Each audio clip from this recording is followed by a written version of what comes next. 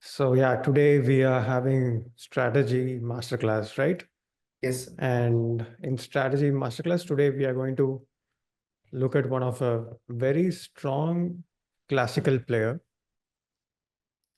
you know, the one who hasn't, he has done a lot of accomplishments, but unfortunately, he is the person who didn't become world champion. A very strong positional player, a very strong endgame player, and he has been having a lot of streaks. A person, his name is Akiba Rubinstein. So we are going to be looking at his games and going to learn from his style of play. Like Rubinstein was a very strong player. He was born in 19th century, but you can see his peak was around 1910, around that point. So in 1914, he had an opportunity to participate in the World Championship. So you guys have to guess which player he was bad. But unfortunately, due to World War One, it got cancelled.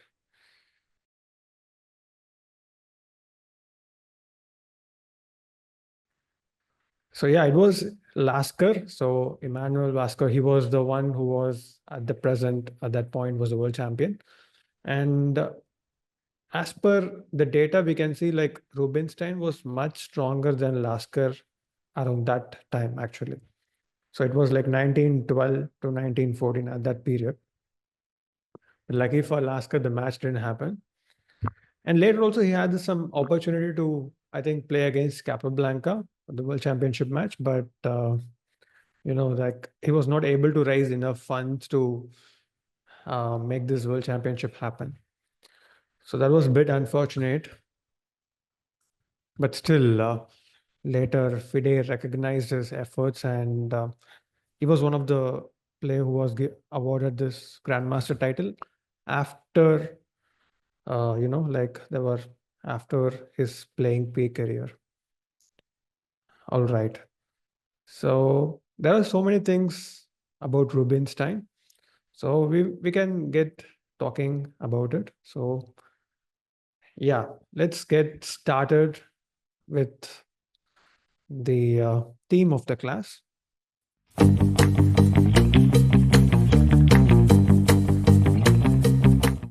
Yeah, the topic is positional play.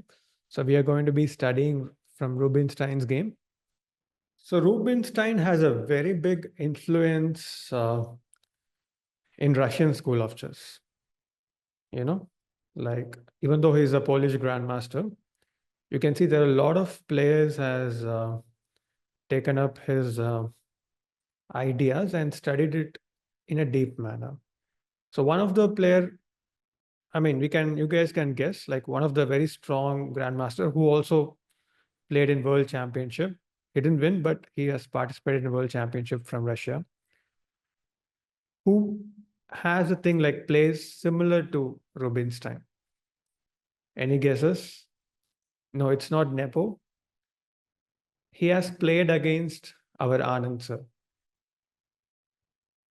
Kramnik, close call, but not him. It's quite tough, I think. Not Topolo. He's a Russian player. Vedant has guessed it right. It was Boris Gelfand. Yeah.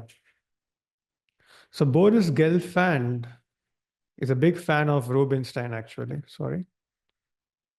Yeah. So he's a big fan of Rubinstein. And in fact, I think if you guys have studied his second book, Positional Decision Making, his first chapter starts with like how to play like Rubinstein. So yeah. Okay. So let's get started with our first portion of the day. So this is a very famous game. I believe some of you even may have seen the final portion, but nevertheless, like we can go through this portions. Yeah. Okay. So in this particular portion, Okay, this game was played by Rubinstein in 1907. I mean, yeah, 1907. And you can see it's a very typical, maybe a Queen's Gambit decline structure where black is tending to move towards an IQP. So on, I think there are many things that we can discuss about IQP in itself. But one simple thing is like when you have an IQP, the portion I'm saying is after c takes d5 and e takes d5, you tend to have more space and you also tend to have attacking options. So with that in mind, you guys can think it is black to play. How can black continue here?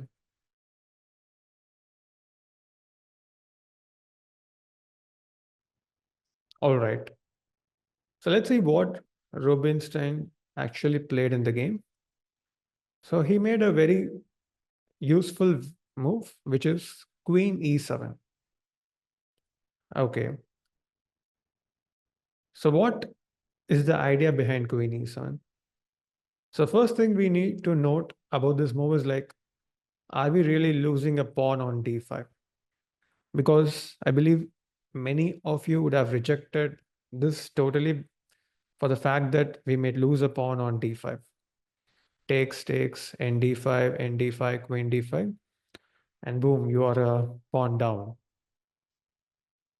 But then, as I said, when the portion opens up, similar to IQP structures, one thing you can notice in this portion is white's king on e1 will take at least two moves to get himself safe. Yeah, so as you guys mentioned, we can right away start with rook d8 with the idea of bishop into b4. And this queen is in danger. You have to move the queen.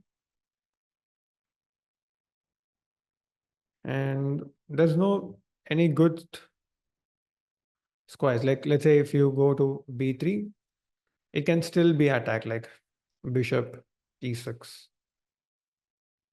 And if I again move, like I can just play rook c8.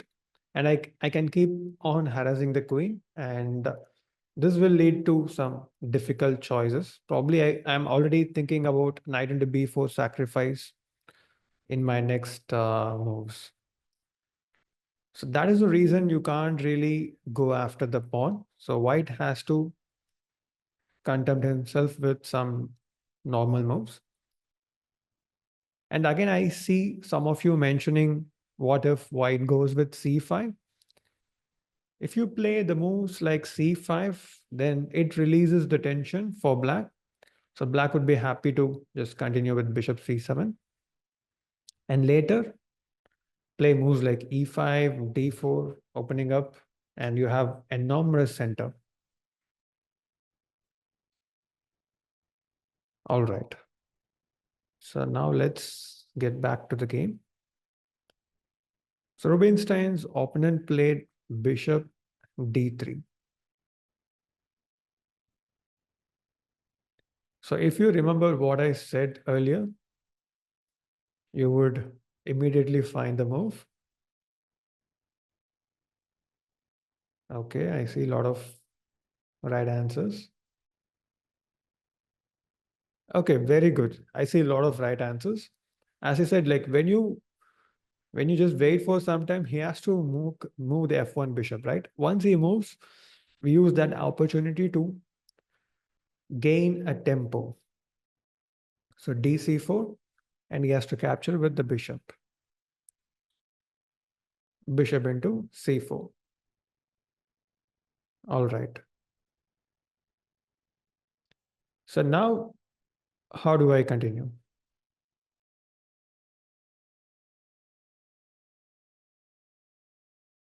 But Rubinstein here preferred to develop his c8 bishop, right?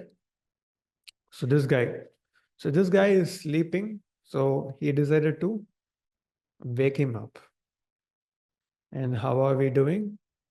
So yeah, b5 is the right move. Very good for all those who have found the right way. Bishop d3 and rook d8. Okay, now we are just mixing the moves, but the point is very simple. We are going to play bishop b7 anyway. Okay. So white just wants to get away from this pin, and he decides to just play queen e2.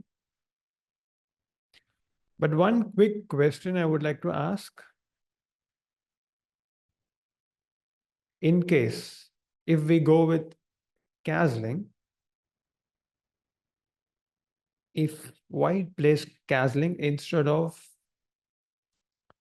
queen e2, can black play bishop into h2? So just write yes or no. I just want you to write yes or no. Can we play bishop into h2?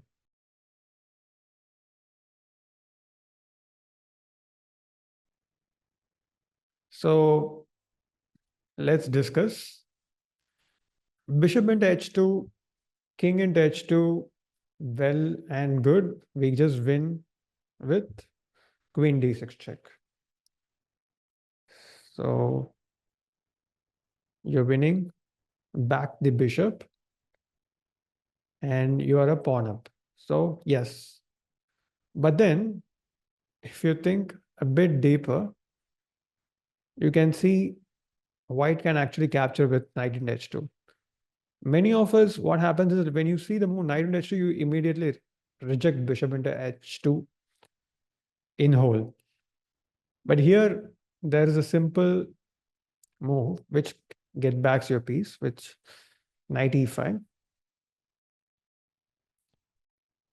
Again the pin. Of course, here black can regain. I mean, white can regain his pawn with bishop into h7 check, knight into h7. I mean, yeah, knight into h7. But this is the position where we need to evaluate, right? So even though the position is equal, you have a beautiful square.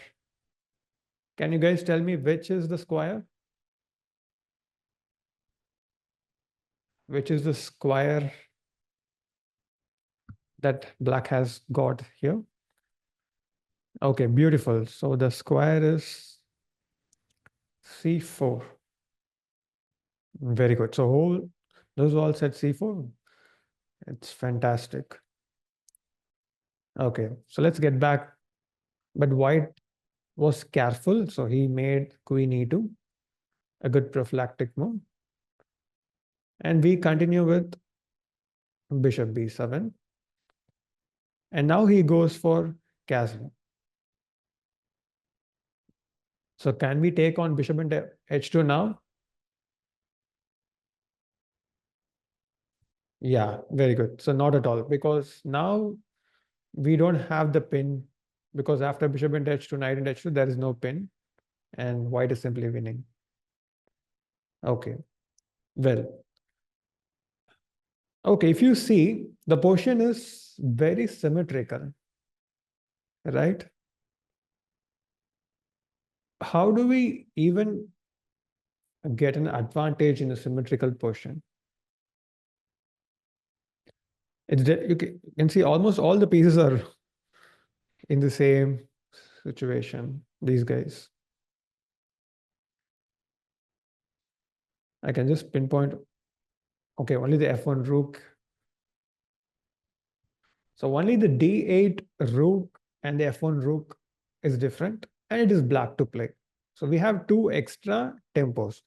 Is good, but what are we doing here? That is the important question. So when you have symmetrical position, it is very important to understand the person who is having the initiative will have some advantage. So in most cases, it used to be white, because whenever you play like c4, c5, whatever it is, it's usually white who will have an extra move. But in this position, it's weird that black is having two extra moves. So how are we going to utilize it to create anything out of this position? Yeah, so you guys can think it's black to play. But remember, like if you just play some normal moves, let's say, okay, I will play h6 and all, then rook f d1, white is completely fine. It's a just equal position. So this is the time where you need to strike. Okay, so again, rook c8, many of you have mentioned. The problem with the move rook ac8 is like it is not creating any pressure. The right move, which is knight e5. Very good. So those who have found knight e5, great job. The point is, first of all, we are opening this bishop's diagonal, and also we are aiming to create, oh, sorry, so bad with these arrows. So yeah, knight e5, and also this d6 bishop will get more options. So knight e4 is the move. So now we are threatening to take on f3 first of all. So he has to react to it. Also knight into d3, queen d3, bishop into h2 is on the radar. Knight into e5 was played, bishop into e5. And what are we threatening right now?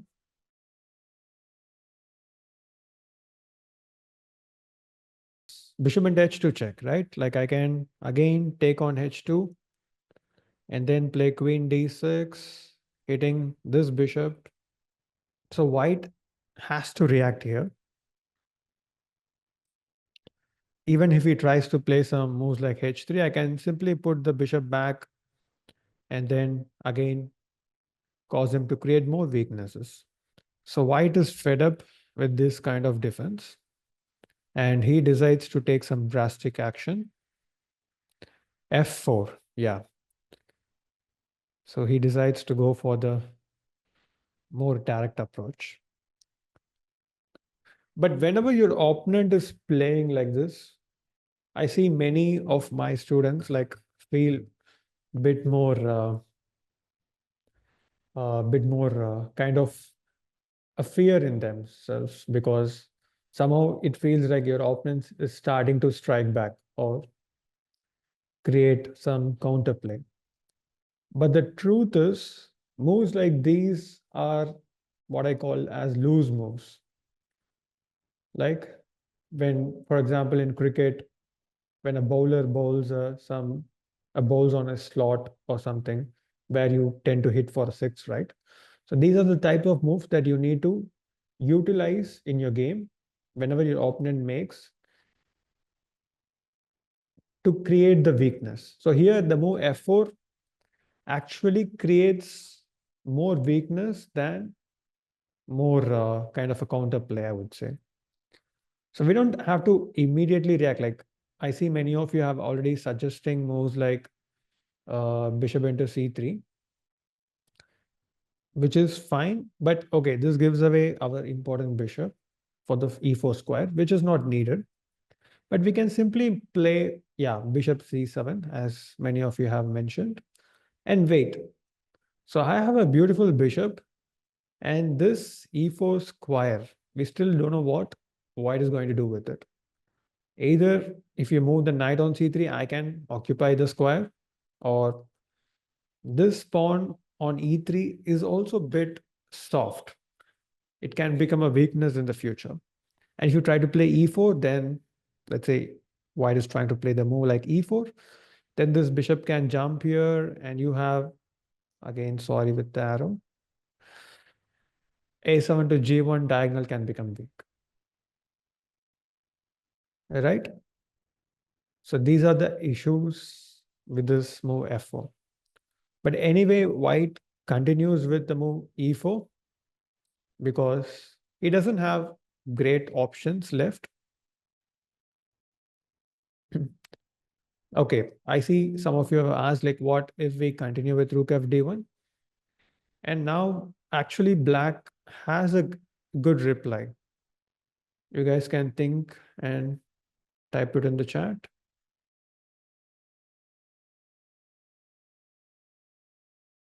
So If he doesn't play e4, how are we punishing his f4 move? So the move is e5 here. So we are breaking this structure and just opening up the center. So white decides to go to e4. Okay. So now black continues with rook ac8. A very simple move, looks like, but it has a very deep idea. The point is, we are still threatening bishop b6. Okay, maybe even during the game, I might have played the move like bishop b6 immediately because it comes with the check and tempo. But I feel that is the difference between a very strong player and a normal professional player.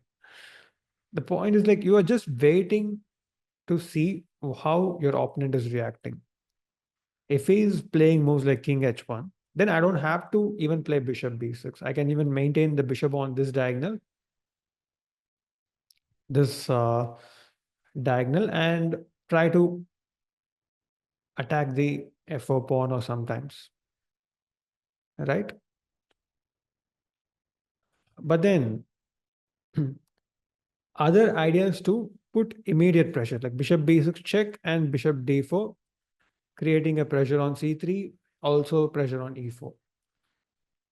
So we are preparing ourselves for the battle. Okay. Here, white plays the move e5. Yeah.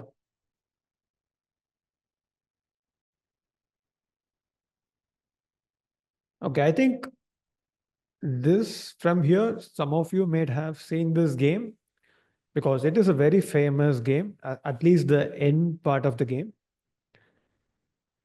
Okay. But still, it is very instructive to learn how this all arises. Like it is not like something comes from full spectacular thing, but it is a step by step, slowly how Rubinstein built up the attack. Bishop b6 check, good. King h1. And how should black continue here? So now the knight on f6 is under attack. And where do we move the knight?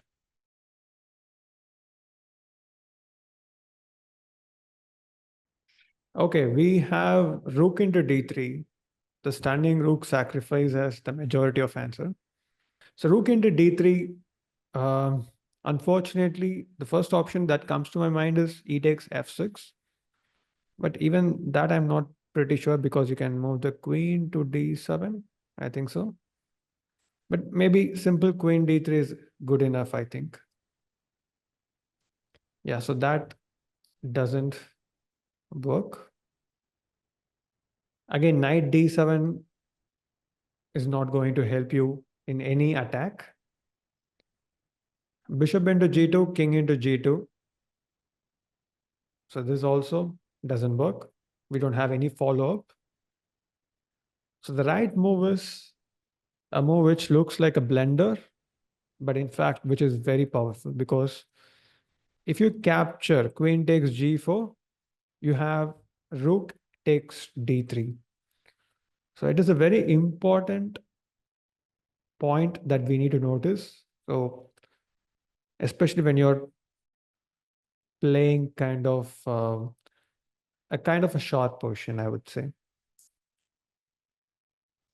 So now the c3 knight is attacked and knight e2. Let's say if they continue with, we can play rook c2, creating more pressure. And if we play bishop c1,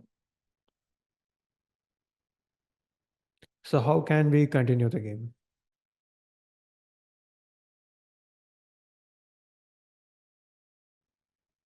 There is an interesting idea actually in this particular portion. Okay, how is bishop f3 working? Why many people are saying it? Interesting. So if I take with the pawn, you're just playing rook into e2. h5.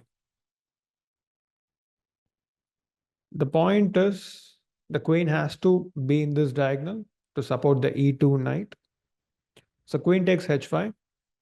And now you have a very nice move. What is the move? Bishop into g2. The point is, after king into g2, queen b7 check. And this king doesn't have place to hide. We have taken away this square, this, and this guy is controlling all this. If queen f3, you can just take the queen, or you can take on e2, whatever you want. So that is the reason. You simply can't take the knight on g4. But white decides to nullify the pressure on the a8 to h1 diagonal by playing bishop e4. And now Rubinstein goes for the direct checkmate with queen h4. The point is queen takes h2 is mate. But the opponent simply defends with the move g3. Yeah. Okay, so now we have the beautiful sequence. I think some of you would have already seen this portion. I think myself, I would have taken this particular portion as in the calculation class. But yeah, we can just see, you guys can recollect the idea. How should black continue here? So the beautiful move in this portion is sacrificing the queen by playing rook takes c3. Yeah.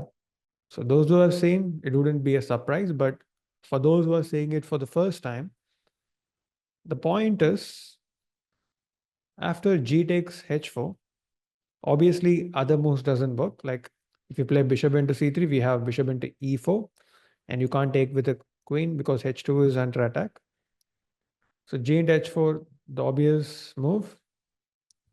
And now we have a beautiful follow-up, which is rook d2. Again, using the fact that this queen is overloaded. So you can't take on d2 because bishop into e4.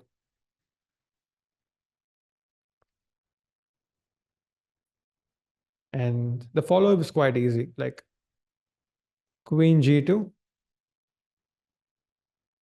And how do we checkmate? Okay. Okay, very good. So rook h3, yeah, wins on the spot. If queen into e4, you're just getting checkmated. And or else also like the rook into h2 is the major threat and it's winning on the spot. And the point is like rook c2 also wins actually. So rook c2 also with the same idea. If queen e4, rook into h2 as checkmate.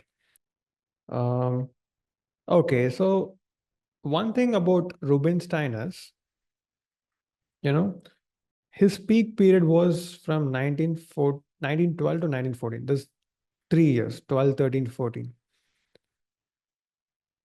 And in that years, he has played some tremendous games.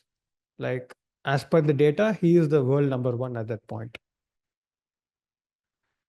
In spite of players like Lasker, Capablanca, and so many others. Right? Okay. So we are going to see one of his games against Skelter. So Skelter is also a very, very strong player.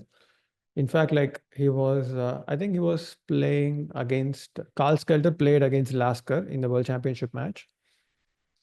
And he was close to winning. Like if he has, I mean, if he drew a game, he actually wins the world championship match. Uh, and it was the fact that you can't even equalize. Like you need to score more points at that point. If the world championship score is tied, the previous world champion actually wins the match.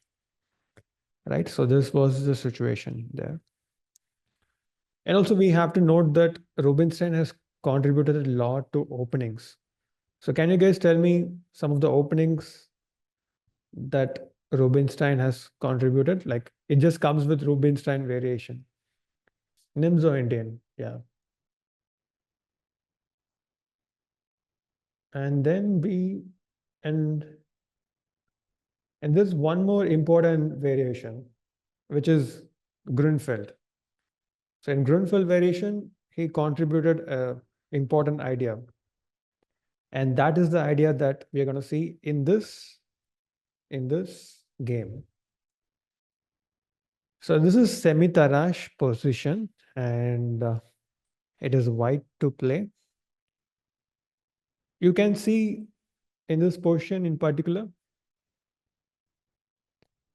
uh, so almost it's kind of going into an end game already, but you can see white is having more space.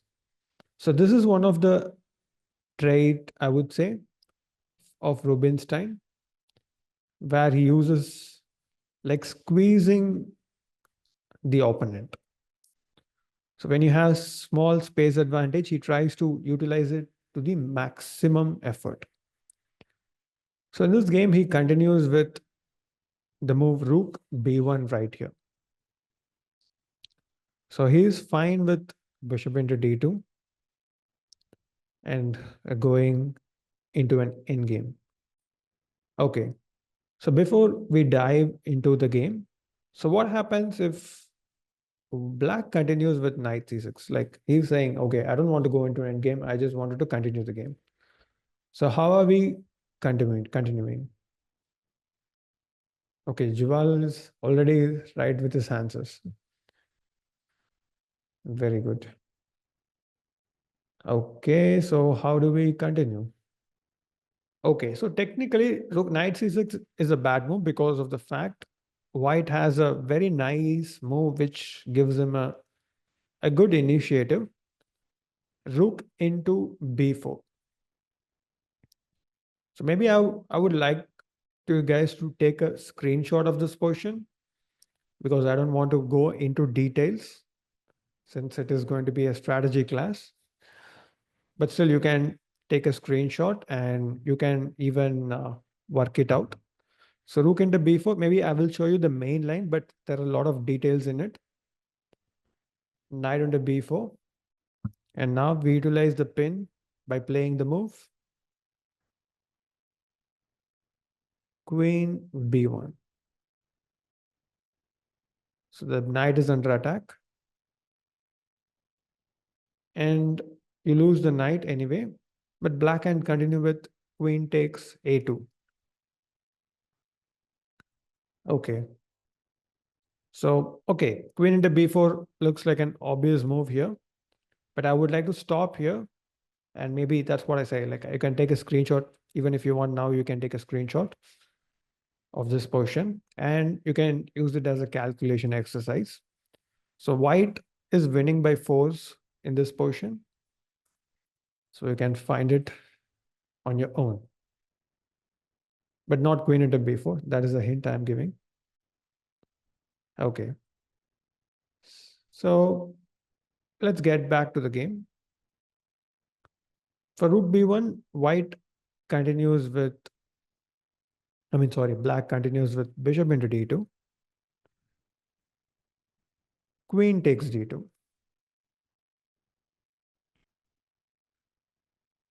Okay. So it is a very interesting thing because Semitarash, black, what he is saying is like, I would like to exchange pieces so that there are less number of pieces so that I can equalize the game pretty easily. But it would have made more sense to play knight takes d2 if that was the case. But what Rubinstein is indicating with the move queen d2 is, so not all endgames are equal. So in this particular portion, he says white has a very big space advantage, and even if black tries to equalize, he has to suffer a lot. So that is his point, and he goes for this endgame. So queen d2, king d2 on the board. So black's objectivity is fine. Like he has exchanged pieces and he's gone into an endgame. But white is saying that with the space, I'm going to fight for advantage. Okay. And now black continues normally. He goes for the move, castle. All right. So yeah. So now we have a very critical portion. So maybe you guys can take your time to think. So it's a very important portion, I would say. In fact, if you have studied the positional decision making by Boris Gelfand, he has given this particular portion, I mean, double exclamatory mark for the move that was played in the game. I mean, of course, with regards to uh, the explanation, actually. If you just play it, it looks like I mean, it doesn't make much sense. But if you understand what is going on behind the move, it makes more sense. Okay, let's start with the natural looking move, bishop d3. And yeah, it's a very normal move. I wouldn't say anything wrong about it. It's a very natural move of developing and to continue the game. Whereas if you see e5, it is a bit of a committal move. We are committing too soon. We are not sure that giving away the d5 square is a good thing or not. So we should, those who have chosen e5, you should think about it.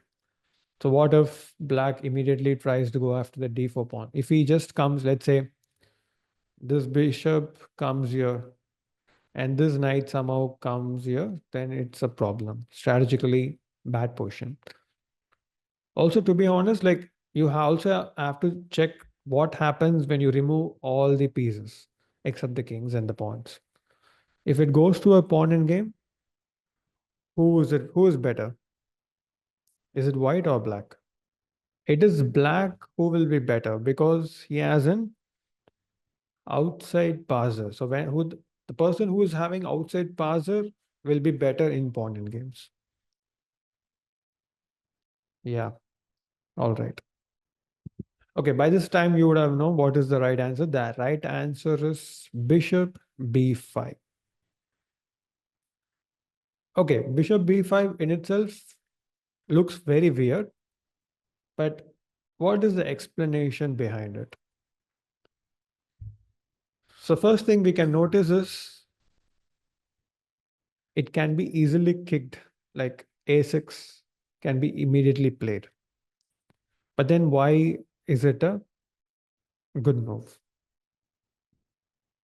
Just for a second, let's forget about a6 and see what other choices does black have. So black has to develop these two guys. So one way to develop is bishop d7. But here after bishop d7, we are simply winning a pawn, right? So it takes away bishop d7. And similarly, knight d7, also same thing. We just win a pawn on b7.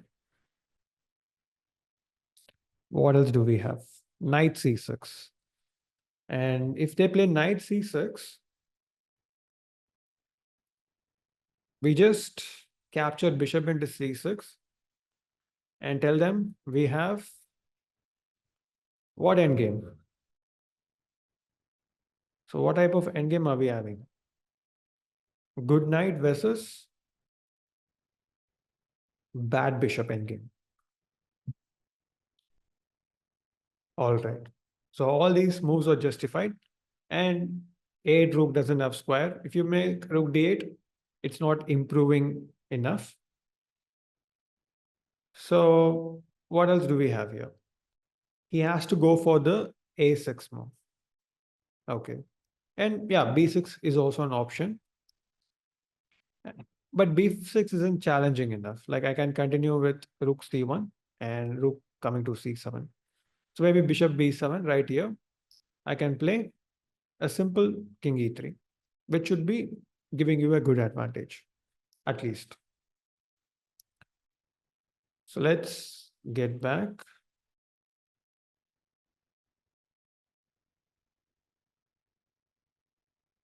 Okay.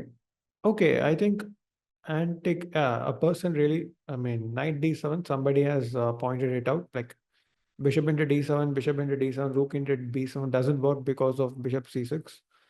Very good, actually. Like, yeah, I could have missed this.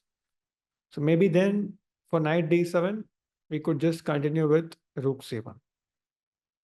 So good that you pointed it out.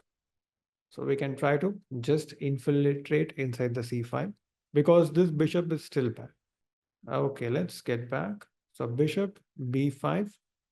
The main question is what are we doing with the move a6? But the whole point of bishop b5 is to make him play a6.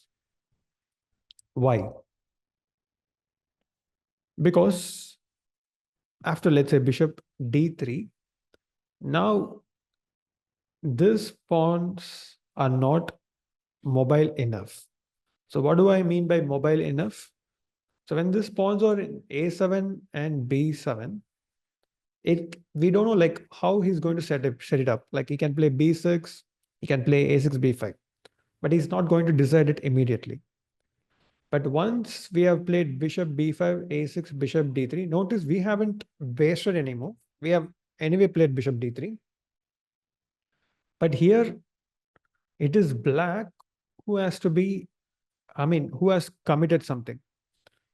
So if he just continues like, I mean, normally like knight c6, this pawn will always be backward pawn. Like I can just play a4 and I'm going to have this as a weakness.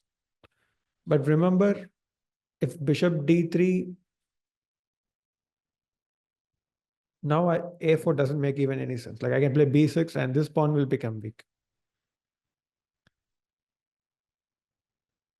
Also, castle, bishop b5, a6, bishop d3, and you can't really play bishop d7.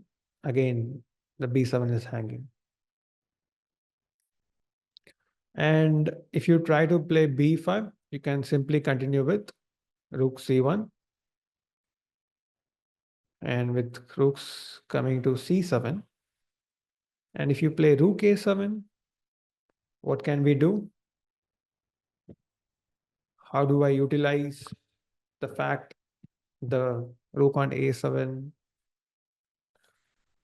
a4, very good. So simply putting the pressure and you are winning a pawn. So many problems. But in fact, the game actually transposed into that type.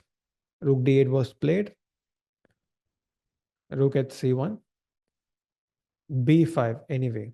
Okay, the another question we would like to ask here is what if black just continue with knight c6, but then we just play king e7.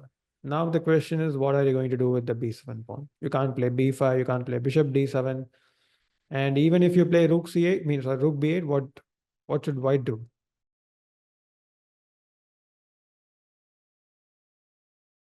We will just quickly go through few moves because it's quite self-explanatory. So rook c7, just going for the seventh rank, knight d7, and probably he just wants to develop his pieces first. King e3. So we are improving our position.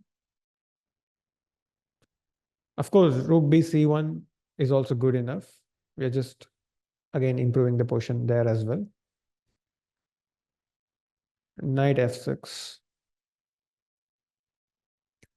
Okay, so okay, now it's white to play. How can we put more pressure on the opponent?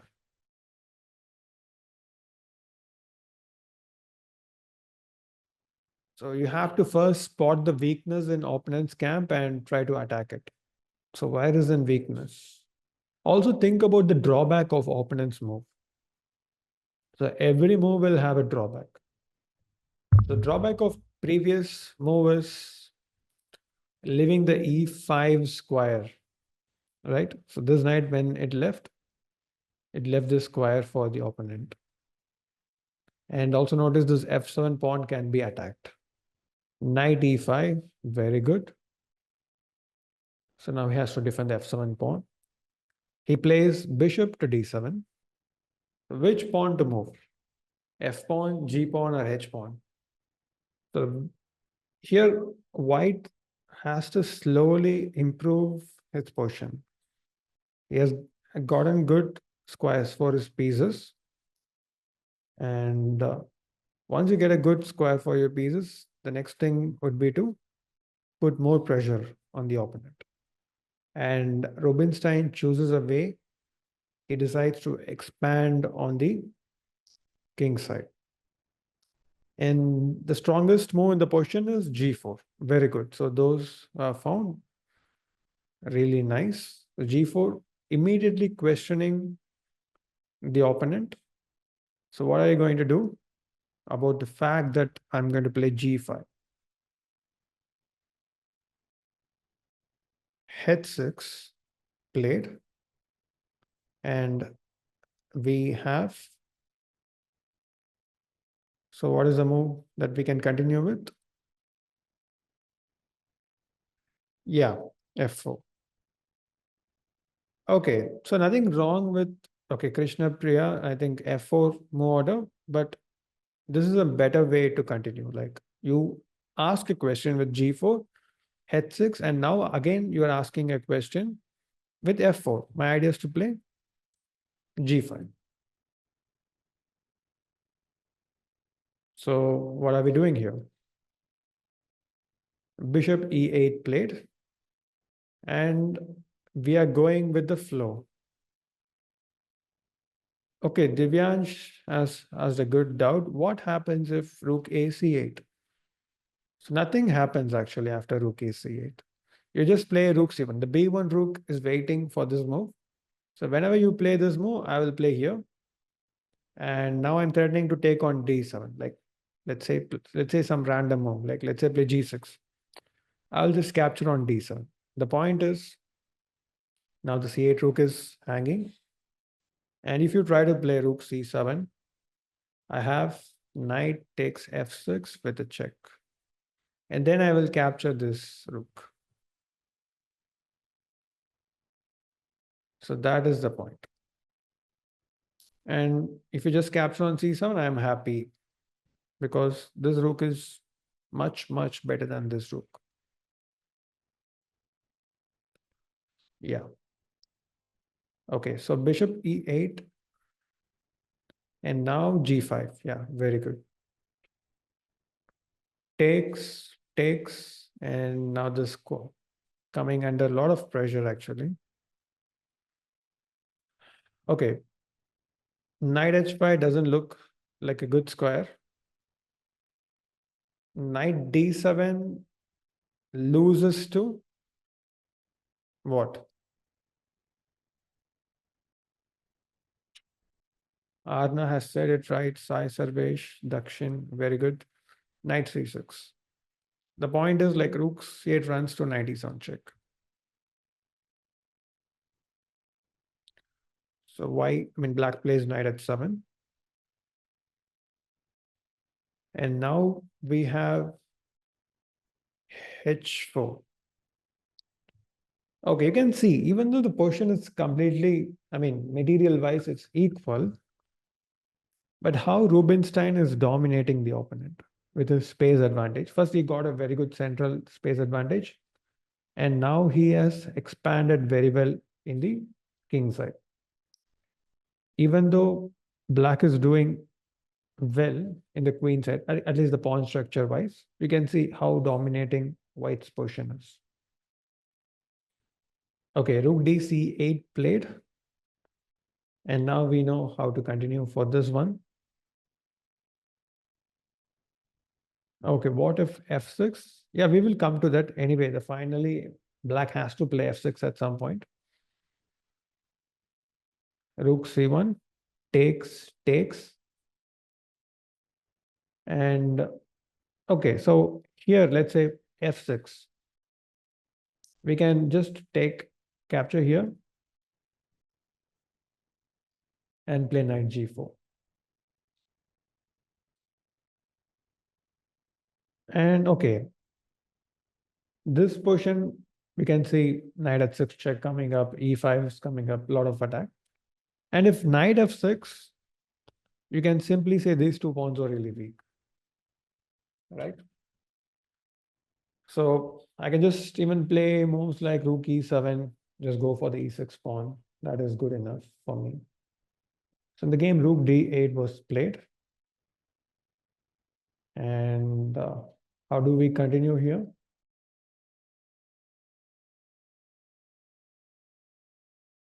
Knight into f7. The point is, after king into f7, post, you can play g6, it's winning, or you can also play e5 with the idea of bishop into h7, winning on the spot. So let's get back. So rook a7, so he played f6, takes, and g takes f6, knight g4. Bishop h5 played. Rubinstein goes for knight h6 check. King h8. So now the question is, how do we increase the advantage? Rook into a6. Okay, rook into a6 gives counterplay with king g7. Is the knight trapped or anything?